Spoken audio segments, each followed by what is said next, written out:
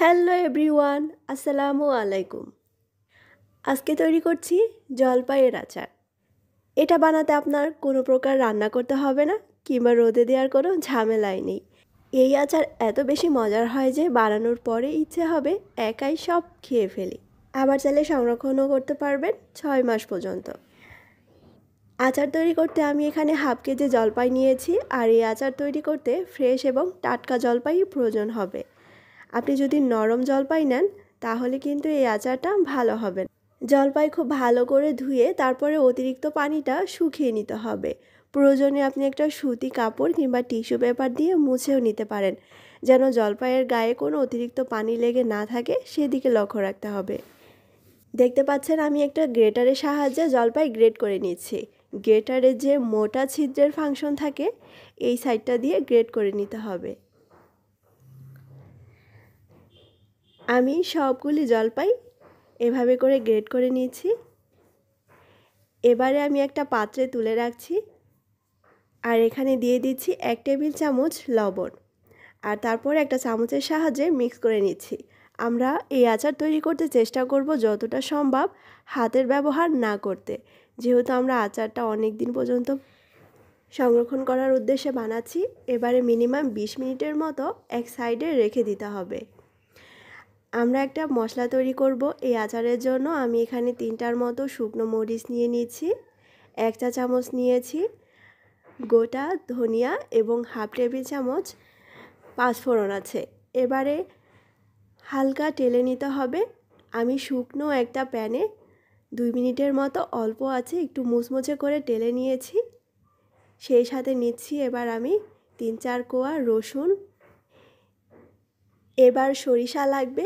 আপনি এখানে 2 টেবিল চামচ হলুদ সরিষা এবং 2টা কাঁচামরিচ দিয়ে দিবেন। আমার ঘরে আগে থেকেই সরিষা বাটা ছিল, তাই আমি আর আলাদা করে সরিষা দিচ্ছি না। যদি আপনি এগুলো পাটায় বেটে নেন তাহলে সব থেকে ভালো হয়। যেহেতু আমি এটা ব্লেন্ডারে ব্লেন্ড করব, তাই একটু পানির প্রয়োজন আছে। তাই এখানে পানির পরিবর্তে আমি 1/4 কাপ ভিনেগার নিয়েছি, আর তার থেকে পরিমাণ মতো ভিনেগার দিয়ে আমি এই মশলা ব্লেন্ড করে নিয়েছি। আর সেই সাথে বাকি ভিনেগারটুকু দিয়ে দিলাম এবং সরিষার পেস্টও দিয়ে দিচ্ছি।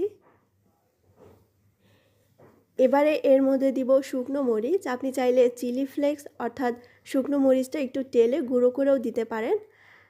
আমি কাঁচি দিয়ে এভাবে করে একটু কেটে কুচি কুচি করে দিয়ে দিচ্ছি, বিচিটা আলাদা করে, এতে দেখতে অনেক আকর্ষণীয় দেখায়।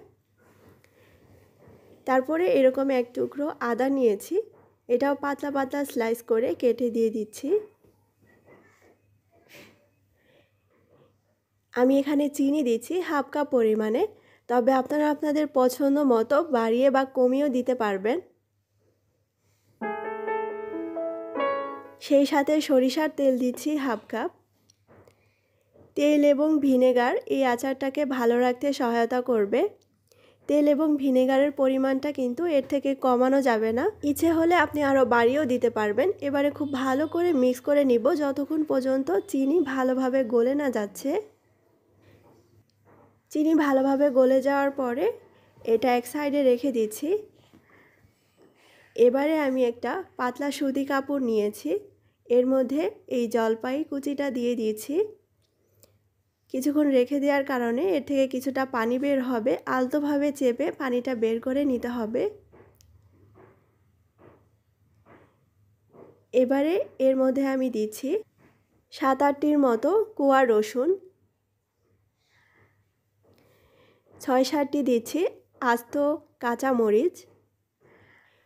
সেই সাথে এই মশলার মিশ্রণটাও দিয়ে দিচ্ছি। এবারে আলতোভাবে মিক্স করে নিব। আমি এখানে অতিরিক্ত আর কোনো লবণ দেইনি, কেননা এই জলপাইয়ের সাথে আগেই লবণ দিয়েছিলাম। সব কিছু একসাথে মিক্স করার পরে টেস্ট করে নেবেন, যদি প্রয়োজন হয় তাহলে লবণটা দেয়া যাবে। আপনি চাইলে এই আচারটা এখনই খেতে পারেন, তবে সপ্তাহখানেক পরে এই আচারের আসল স্বাদ পাওয়া যাবে। নর্মাল ফ্রিজে এই আচার 6 মাস পর্যন্ত ভালো থাকবে। আমি আশা করছি আজকের রেসিপি আপনাদের ভালো লেগেছে। সবাই ভালো থাকবেন। আল্লাহ হাফেজ।